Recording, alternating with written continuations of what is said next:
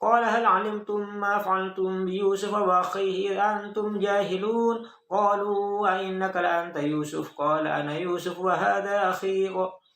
قال أنا يوسف وهذا أخي قد من الله علينا إنه من يتق ويصبر فإن الله لا يضيع أجر المحسنين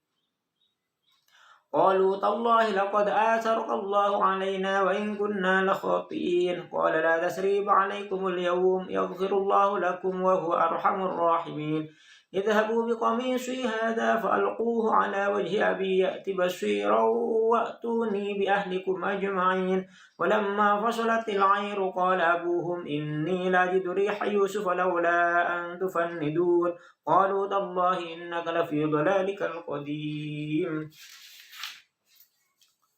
ولما أن جاء البشير